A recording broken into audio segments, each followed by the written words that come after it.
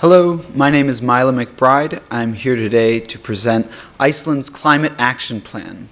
Our client, the government of Iceland, specifically the Ministry of Environment and Natural Resources, has asked us to do an independent assessment of their climate action plan, particularly looking at emission projections. Before I begin, I'd like to take a moment to thank my team and our wonderful faculty advisor, Eileen McGuinness. Iceland is home to an incredible diverse array of natural wonders. Over here we see the glaciers of the north, the green meadows of the south. This is Hörvikstator, a dragon-like rock formation in a lagoon to the west, and Eldran, which is a moss-covered volcanic meadow in the center of the island. Lastly, we have the northern lights, which are most prevalent in the winter and considered a natural wonder. I show these to illustrate why it's so important that we protect the sanctity of the natural resources that this island has to offer. Our client is the Ministry of Environment and Natural Resources. On the left, we have Guðmundur, who we will be meeting with. He is the minister. In the center, we have Brynhildur, who has been a wonderful liaison we've been communicating with about this project, as well as Ingunn, who is a PhD candidate in Iceland and a MPA ESP graduate herself. With them, we've been looking at whether the plan that has been outlined is sufficient to meet the 2030 and 2040 targets. Specifically, are the resources within it being allocated correctly, and are those resources adequate?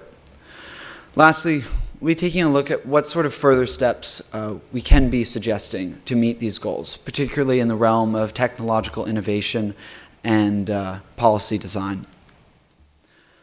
The Climate Action Plan itself was finalized in its most recent version in 2018, but that's to say it is a long process iteration of several action plans. This one calls for carbon reduction by 2030, which works in tandem with the European Union's goals. The European Union sets out these decarbonization goals alongside the Paris Climate Accord, which is designed to prevent planetary warming from 2 degrees Celsius. While the 2030 goals work in tandem with the EU, Iceland itself has outlined goals for 2040 to meet carbon neutrality.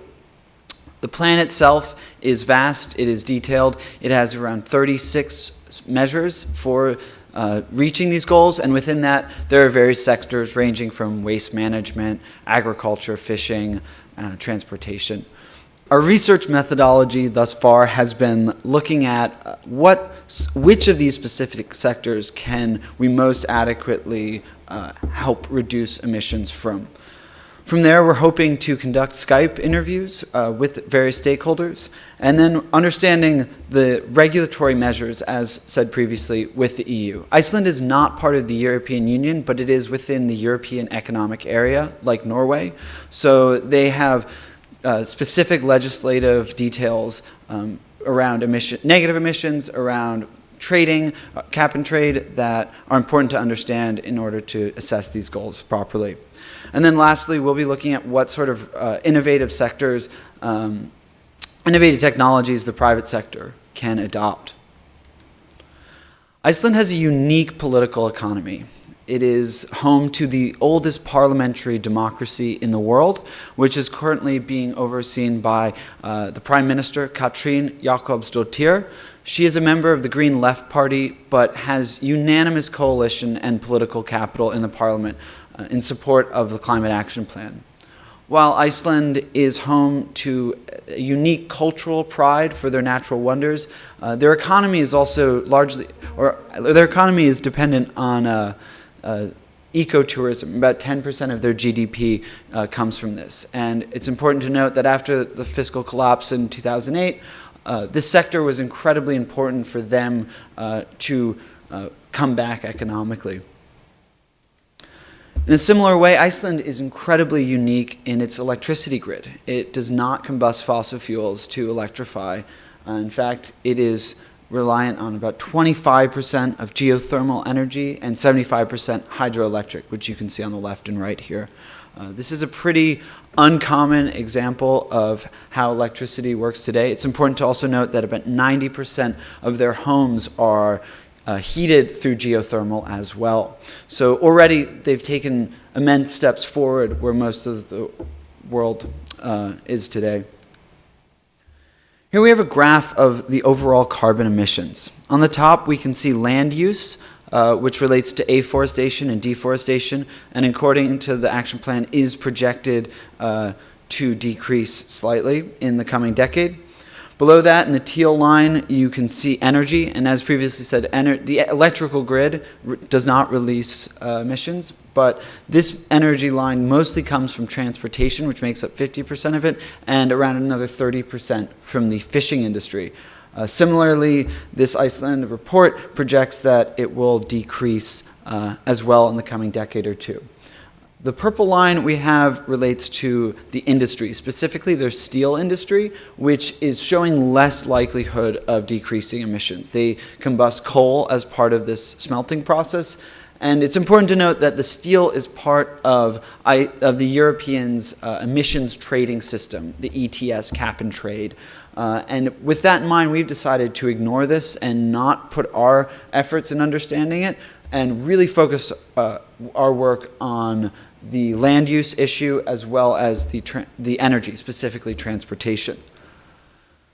So there's about 300,000 people on the island of Iceland. It's the size of New York State, and there's around 340,000 vehicles. All of them today are combustion, or the mass majority. Iceland has a pretty rapid plan for electric vehicle market penetration. They're looking at 20% adaptation by 2025 and a 55% adaptation by 2035. In the meantime, they're hoping to use biofuels as a way to reduce emissions in the meantime. The European Union has been working with biofuels for the past decade or so this seems like a pretty practical route. And then they can look to Norway, a country which has led the way in policy design for EV market penetration, specifically in the realm of subsidies, taxes, and even goals for ending the possibility of buying combustion vehicles.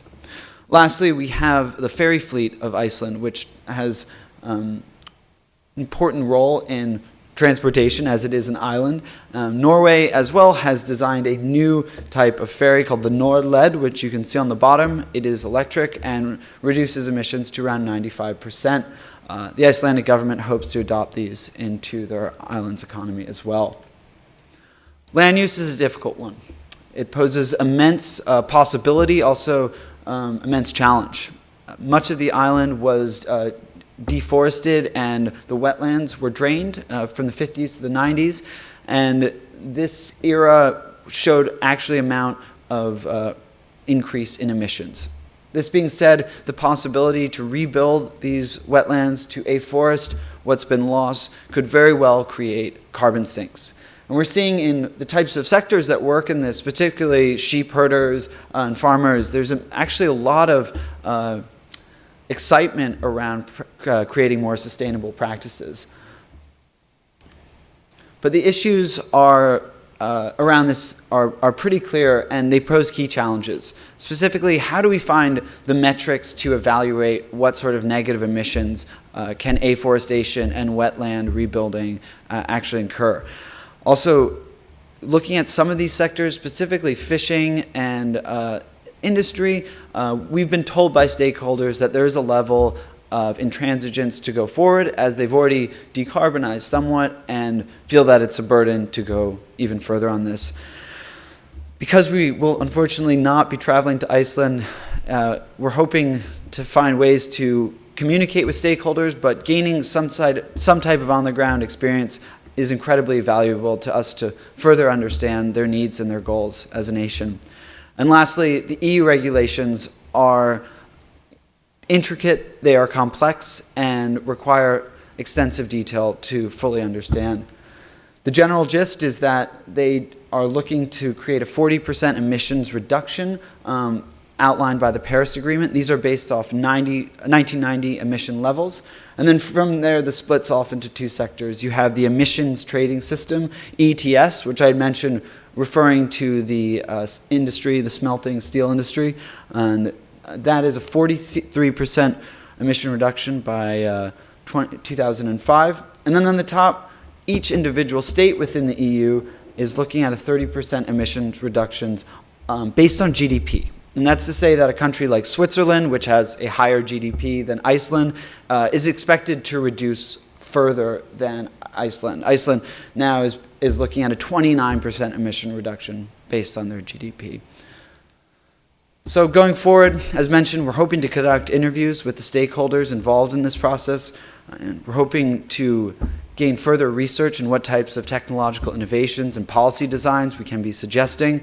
And then we'll be preparing for a meeting with the Minister of the Environment and Natural Resources and a policy briefing for the Icelandic government. Thank you so much, and I'd be happy to answer any questions.